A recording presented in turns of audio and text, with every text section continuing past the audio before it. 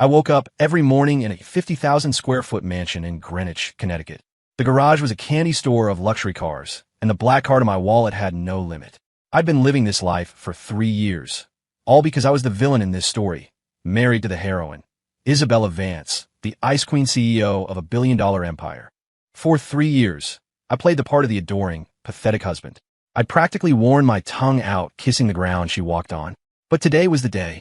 Today, she finally asked for a divorce, and it was the light at the end of the tunnel. According to the plot of the novel I was stuck in, the original character I inhabited was supposed to die a miserable death on the streets 6 months from now. But if I just played my cards right, didn't mess with Isabella and her one true love, and graciously accepted the divorce, I could walk away with my life in a settlement that would make a king blush. As I came downstairs, the butler intercepted me. "Sir, will you be rinsing with the vintage champagne or the imported spring water this morning? This is what life is like when you're obscenely rich. You have to invent new ways to be extravagant. The water is fine, thanks." I was halfway through a white truffle and egg sandwich when Isabella swept into the dining room and sat opposite me, nursing a cup of black coffee. That's all she ever consumed before noon. No wonder she was always complaining about stomach problems. I had to admit, she was stunning. A face sculpted by angels, with long, flawless legs that went on for days. But like every female CEO in every cliché novel, her personality was set to Arctic frost. She caught me staring, and her expression soured. Still can't get enough of me? Can't bear to let me go. I dug my nails into my thigh hard and managed to squeeze a tear from my eye. "Do we really have to do this, Isabella?" She looked at my heartbroken expression with cold satisfaction. "You'll get all the retail properties on Fifth Avenue. Just stop bothering me." I dropped my fork, letting it clatter against the plate, and ran upstairs, sobbing dramatically. Inside, I was laughing all the way to the bank. Isabella was a goddess, sure, but a pile of Benjamins was a hell of a lot warmer. Once I sold off that prime real estate, I'd be set for life. The character I was inhabiting came from a wealthy family, but his parents favored his brother, leaving him with nothing. To join the ranks of the truly rich, I had to make my own way. That afternoon, I hit the designer stores on Rodeo Drive, my personal shopper trailing behind me. My only rule: if it wasn't ridiculously expensive, I didn't want it. The life of a kept man was ridiculously fun. That night, I met my best friend, Kevin, at a high-end whiskey bar. "You're out drinking," he said, swirling the scotch in his glass. "Won't your Ice Queen wife throw a fit?" "Don't call her that," I said with a grin. "She's not my wife anymore. She's my fairy godmother." I shrugged. "We're getting a divorce." Kevin nearly choked on his drink. "A divorce? Dude, I thought you were obsessed with her." Kevin and I had been friends since kindergarten, but he had no idea I was a transplant from another world. "Love doesn't pay the bills, my friend. Money in the bank does." I held up 2 fingers.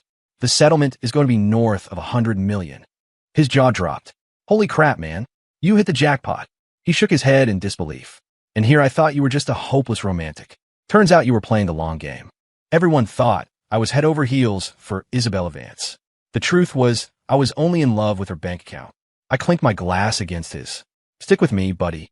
From now on, you're flying first class." Later, on my way back from the restroom, I bumped into one of Isabella's friends. Her eyes were wide with pity. "Oh, Leo, are you here to see Isabella? To beg her not to go through with it?" Was she kidding me? After everything I'd been through to get to this point, I'd rather die than stop this divorce. "No, You poor thing," she said, grabbing my arm. "It's so heartbreaking. Don't worry, I'll take you to her." Before I could protest, she was dragging me toward a VIP lounge in the back. I couldn't exactly refuse without blowing my cover. The second we walked in, my eyes landed on Isabella, sitting in the center of a plush couch, and next to her, the novel's male lead, Julian Croft. Instinctively, I pressed my hands down on my thighs, forcing myself to stay put. According to the script, the moment I saw Julian, I was supposed to fly into a jealous rage and try to beat him to a pulp. Then, Isabella would have her bodyguards teach me a lesson, leaving me bruised and humiliated. Just the thought of it made my jaw ache. I tried to back out of the room, but someone grabbed my arm. It was Isabella, her face a mask of disgust. "Leo, I already told you, the divorce is not up for negotiation. If you keep this up, you're going to regret it." So she thought I'd followed her here. Great. Get over yourself. I glanced over at the hero of our little story. Julian Croft came from nothing. A self-made man who had captivated a young Isabella before her family forced them apart. That was the only reason a schmuck like the original Leo ever got the chance to marry her in the first place. Julian looked me up and down. "You don't deserve her, Leo. Yeah, whatever you say, buddy. You and your whole perfect family deserve her. Go for it. Take the beautiful, rich, foul-tempered goddess off my hands. She's all yours. I ignored him, plopped down in a nearby armchair, and flagged a waiter for a drink. I figured I'd have one, for appearances, then make my exit. Isabella's voice was sharp. Leo, are you deaf? Didn't you hear what Julian said to you? I met her gaze. So what if you have a few $1 billion? Does that give you the right to flaunt your side piece in front of your husband and still act like you're the victim? Isabella, I said, my voice dangerously low, say one more word to me like that, and I swear I will withdraw the divorce petition. I'll make sure Julian Croft goes down in history as a homewrecker, and I will cling to you for the rest of your miserable life. Her face flushed with anger. You wouldn't dare? Leo, I'm telling you, this divorce is happening. Music to my ears. I stormed out, faking a tantrum. Back at the mansion, the butler met me at the door. Sir, you haven't prepared Mrs. Vance's late-night snack yet. For 3 years, rain or shine, I had personally prepared a snack for Isabella every single night. And every single night, without fail, she would throw it in the trash. Screw that. Don't bother. I waved him off. I won't be doing that anymore. Ever. We were getting divorced. The era of me playing the dutiful, pathetic husband was officially over. There were still 28 days left in the state-mandated waiting period. I had no intention of spending them under the same roof as Isabella, so I booked a one-way ticket to the French Riviera. The women there were incredible, tall, vibrant, and full of life.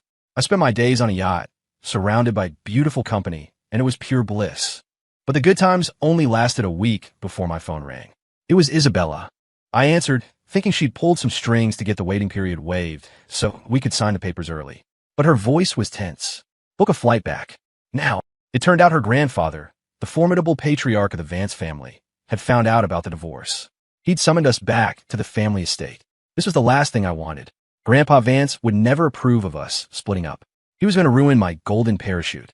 But I had no choice. When I landed at the private airfield, Isabella's Maybach was waiting. I slid into the back seat, and the sight of her glacial expression was enough to ruin my vacation buzz. Grandpa knows, she said. What do we do now? What do we do? I thought for a moment, a brilliantly devious idea forming in my mind. It's simple, I said. You just have to force his hand. Present him with a situation he can't reverse. Isabella stared at me, confused. It took her a moment to catch on. You want me to pretend I'm pregnant? With Julian's child? Her gaze was sharp, trying to read me. I turned away, looking out the window with a practiced melancholy. I love you, Isabella, I said, my voice thick with fake emotion. All I've ever wanted is for you to be happy. Inside, I was doing a victory dance. $100 million was on the line. I didn't care if she was having Julian's baby or raising a litter of monkeys. As long as the money hit my account, she could pay me green and call me a pasture. I wasn't a fool like the original Leo. The moment we stepped into the Vance estate, a crystal ashtray flew past our heads and shattered against the wall behind us. I flinched, my whole body trembling. Grandpa Vance had an aura that could stop a train. I glanced at Isabella. She didn't even blink. Clearly, she was used to it. You file for divorce without so much as a word to me, the old man roared. Have you forgotten I still exist? Isabella's lips tightened. Grandpa, my mind is made up. There's nothing more to say. Mister. Vance's face turned purple with rage. You. I quickly pulled a small object from my pocket and held it out to him.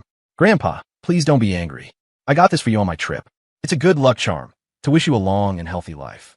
The old man's expression softened immediately. Leo, my boy, you're too good to us. I gave him a sheepish grin. The $5 trinket I'd bought from a street vendor in Times Square before I left was already paying dividends. Mister. Vance turned his glare back to Isabella. You see this? You see how thoughtful and respectful this young man is? And you want to throw him away? Grandpa, Isabella said, her voice unwavering. I'm divorcing Leo. Furious, he grabbed his cane and raised it to strike her. I instinctively jumped back, wanting no part of the fallout. The cane connected with her arm, and a thin sheen of sweat broke out on her forehead, but she didn't cry out. Grandpa, she said, taking a deep breath. I'm pregnant. It's Julian's. The old man looked like he'd been struck by lightning. He raised a trembling, wrinkled hand and pointed at her. How could you bring such shame to this family? I rushed to his side. Grandpa, calm down, please. He looked at me, his eyes filled with a mix of pity and concern. And you? You're not angry. Angry? It was my idea. Hell, even if she really were pregnant, I wouldn't care. There are plenty of fish in the sea, and I wasn't about to waste my life pining over a woman who treated me like dirt. I put on my best performance, my voice cracking as tears welled in my eyes. Grandpa, she was never in love with me. Now she has a chance at true happiness. I have to let her go. Mister. Vance looked at me, his resolve crumbling. He didn't dare press the issue, probably afraid I'd do something drastic in my heartbroken state. Finally, he relented, agreeing to the divorce. Tears streamed down his face. Leo, the Vance family has wronged you. Honestly, I couldn't feel less wronged. I was about to be a very, very rich man. Later, Mr. Vance called me into his study. He gifted me a collection of priceless antiques and paintings, each worth a fortune.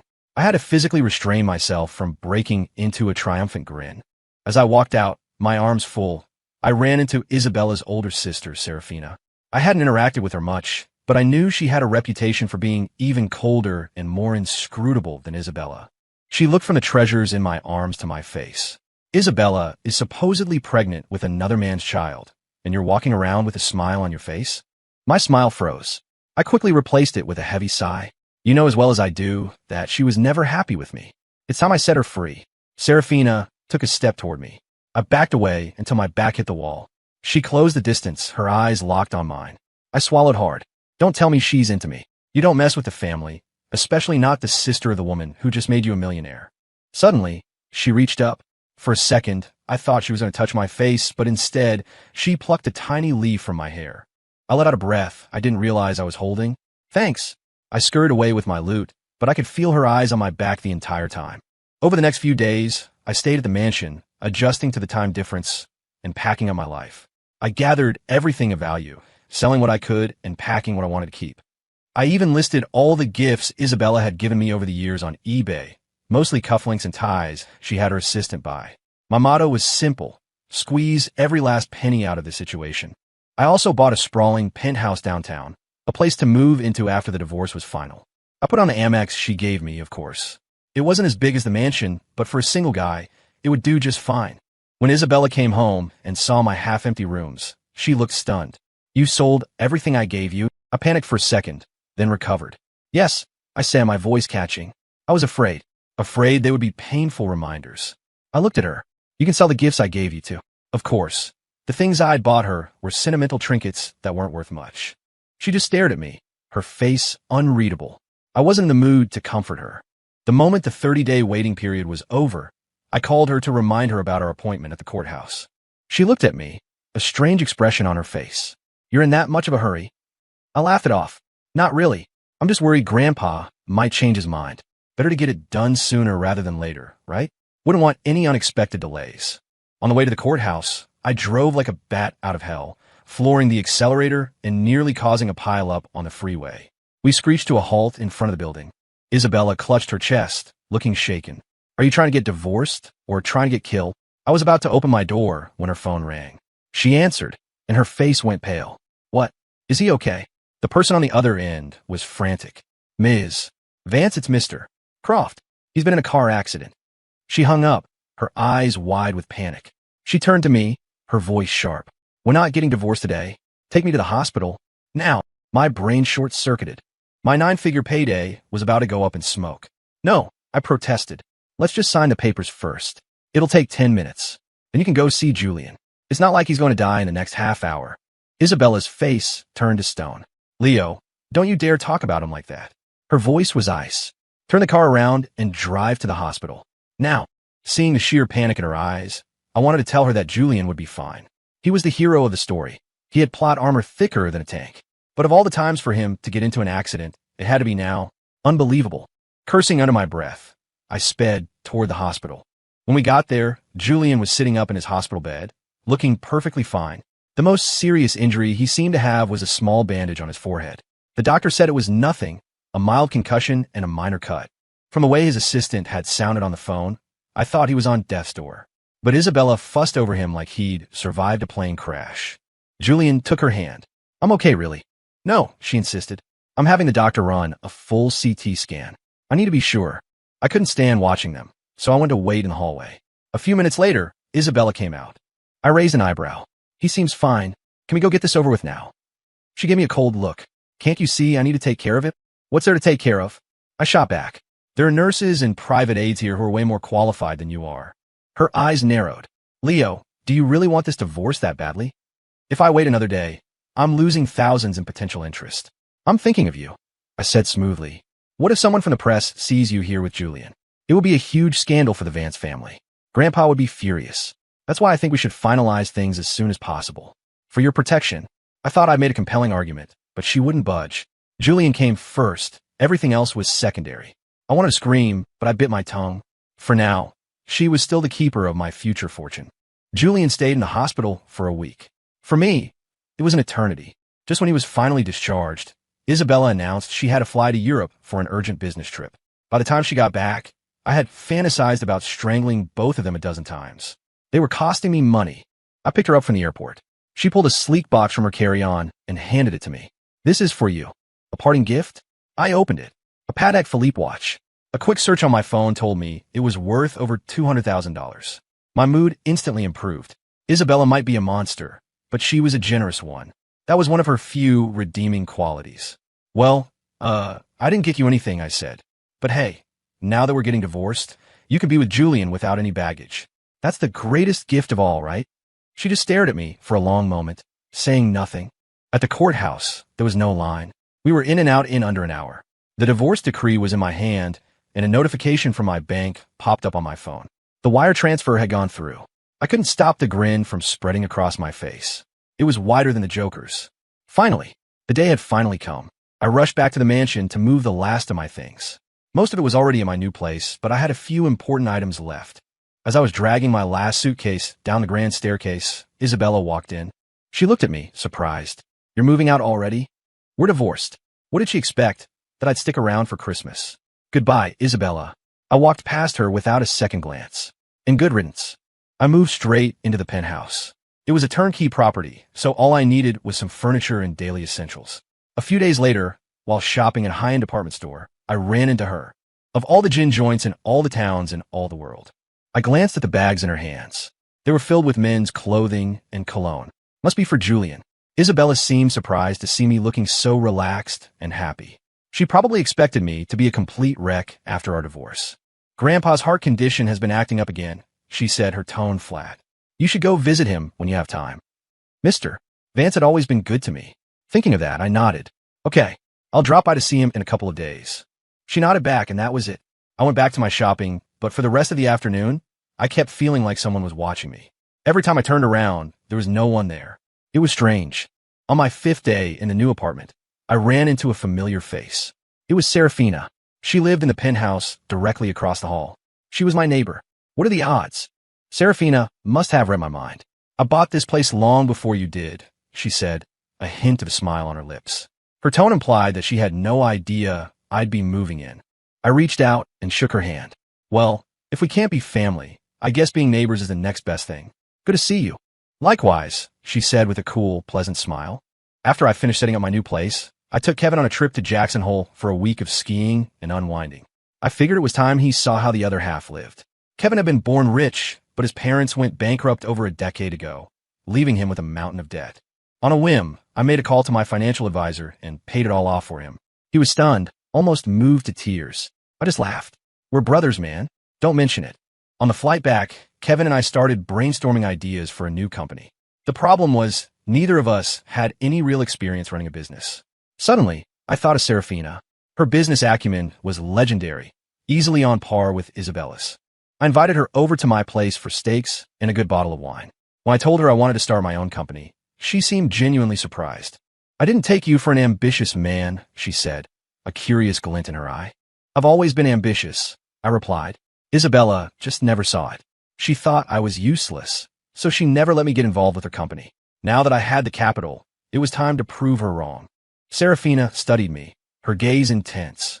I can help you, she said softly. But what's in it for me? Was she asking for equity? She already owned stakes in hundreds of companies. Mine would be a drop in the ocean. For a moment, I couldn't figure out her angle. Name it, I said. If it's in my power, it's yours. She leaned closer, her fingers tracing a slow circle on my chest. I want, she whispered, her voice husky. You. I froze, completely bewildered. So it wasn't my imagination before. She was actually into me. Damn, My charisma is just off the charts. I looked down at her, a faint blush coloring her cheeks, and my mind went blank. The wine must have been stronger than I thought, because I could barely form a sentence. Are we moving a little fast? Serafina blinked, pulling back slightly. Get your mind out of the gutter, she said, her expression suddenly all business. I want your cooking skills. You can make dinner for me every day. I stared at her, completely baffled. The seductive woman from 2 seconds ago was gone, replaced by a cool CEO. Was I just seeing things? She was interested in my cooking. I didn't dwell on it. I agreed immediately. I didn't care what she wanted from me. If she could help me get my company off the ground, I'd cook for her, clean for her. Hell, I'd give her a foot massage every night. The next month was a blur. I worked like a dog, drowning in paperwork, navigating legal hurdles, and interviewing potential employees. I quickly learned that being an entrepreneur wasn't for the faint of heart. But with Kevin and Serafina by my side, the company slowly took shape and began to operate. I had finally done it. I was my own boss. In the process, Serafina and I grew closer. Since she came over for dinner every night, we became fast friends, talking about everything and nothing. One evening, over a meal, she dropped a bombshell. Isabella and Julian are getting married. It made sense. If they didn't get a bun in the oven soon, Grandpa Vance would figure out the pregnancy was a lie. Seeing my silence, Serafina misinterpreted it as sadness. You know, if you still have feelings for Isabella. I don't. I cut her off, my tone sharper than I intended. Leo, you don't have to be so defensive. She paused, then added, when I passed by your room earlier, I saw you still have your wedding album out. It took me a second to remember. I'd grabbed it by mistake when I was packing, not because I was cherishing old memories. I made a mental note to toss it in the incinerator later, but I couldn't blame her for thinking that. For 3 years, my entire identity had been Isabella Vance's obsessed husband. How could I explain that it was all an act for the money? What if she turned around and told Isabella? They were sisters, after all. So I just kept my head down and ate, not saying another word. I didn't notice the flicker of disappointment in Serafina's eyes. A few days later, Isabella showed up at my office unannounced. Leo, don't think I don't know what you're doing, she said, hands on her hips. Starting this little company just to get my attention. Give it up. I'm never taking you back. I was speechless. Did she really think the entire universe revolved around her? Relax, I said, leaning back in my chair. Even if you got on your knees and begged me to take you back, I wouldn't. She clearly didn't believe me. What is that supposed to mean? Why else would a good-for-nothing like you suddenly decide to start a business? The only thing you're good at is cooking and running errands. Her voice was dripping with contempt. So that's all I ever was to her, a useless trophy husband. I couldn't be bothered to argue. Think whatever you want. I didn't do it for you, so don't flatter yourself. I buzzed my assistant. Please show Ms. Vance out. Isabella stomped her foot, her face red with fury. Leo, are you kicking me out? I spread my hands. We're divorced. We have no connection whatsoever. Should I invite you to stay for dinner instead?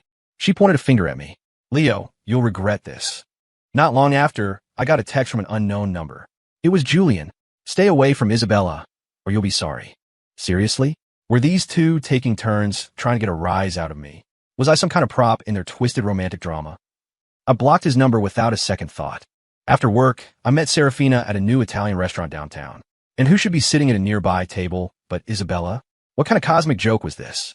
She walked over to our table. Leo, I know you're only with my sister to make me jealous. It's not going to work. Nothing you do will change my mind.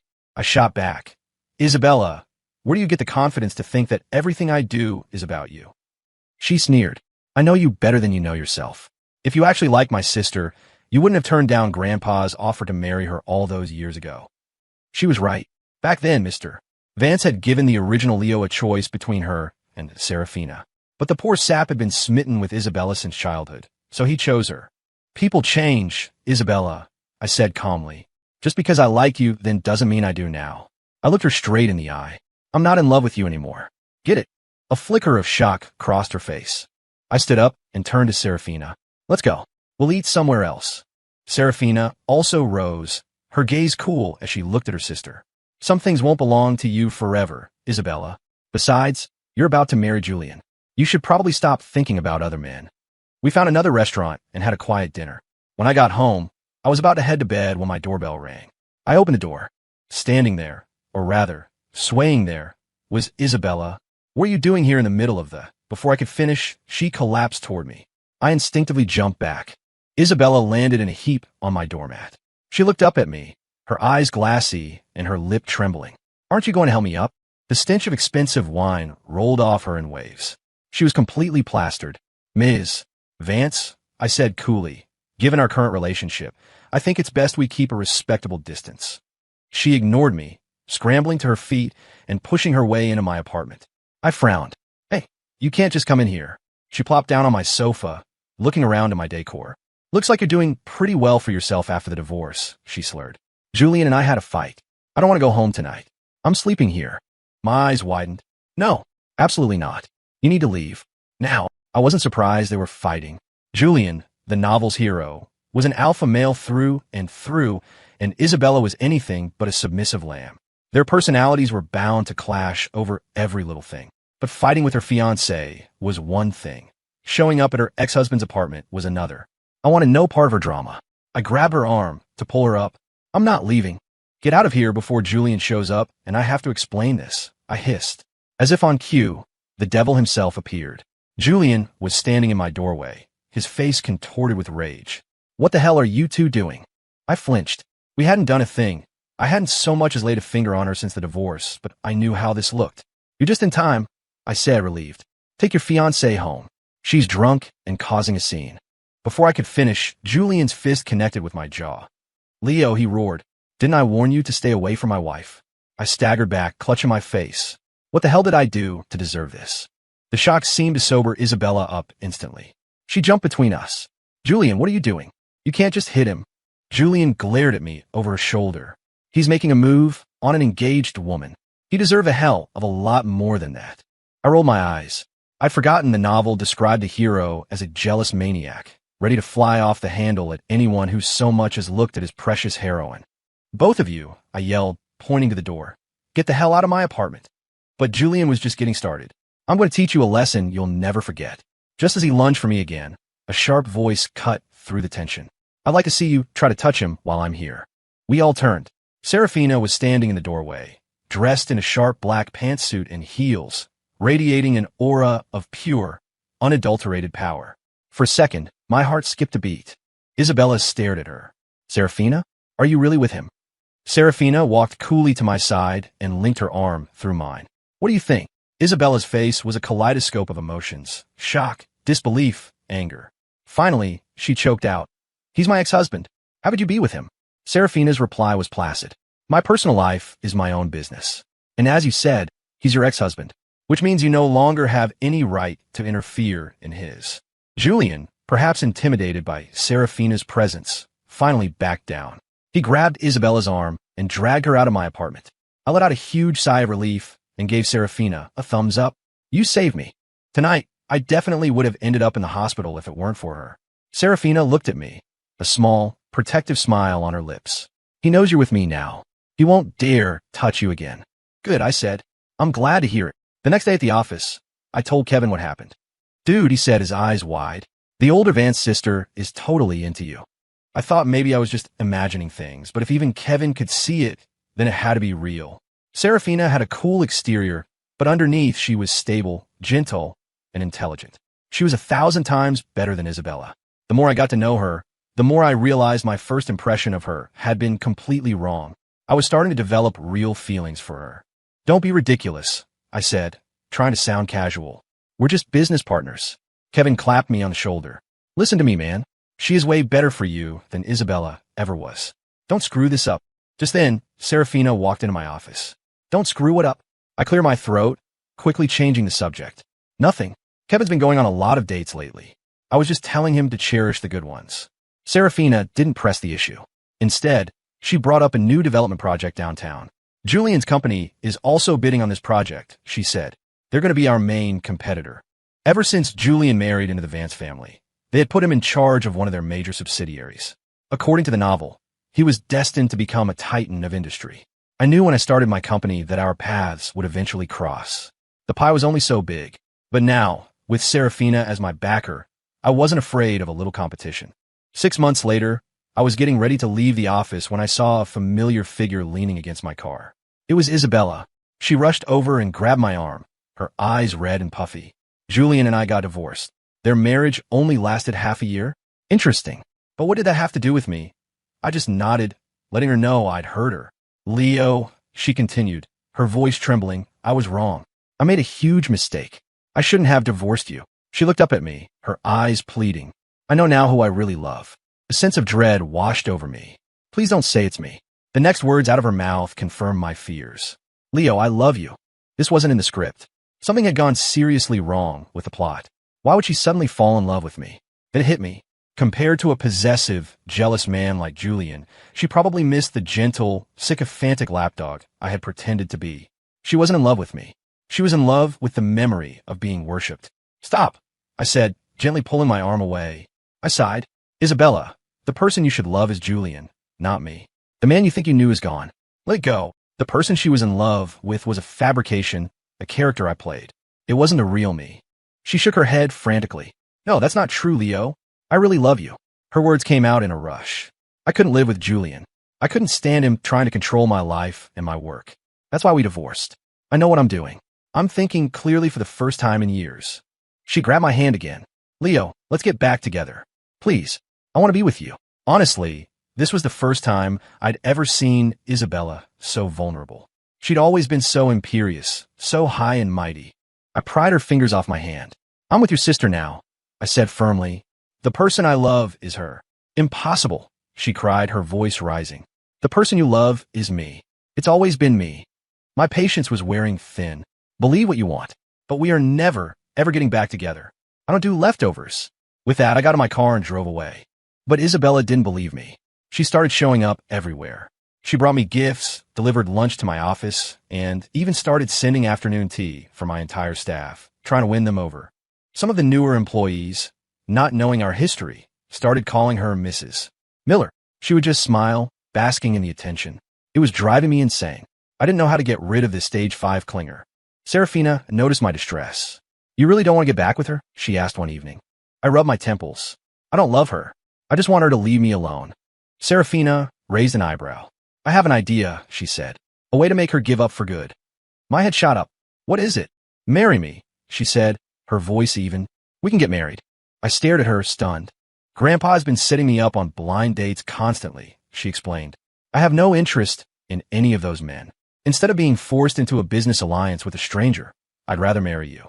We could be a fake couple. It clicked. And if we get married, I finish for her. Isabella will have no choice but to back off.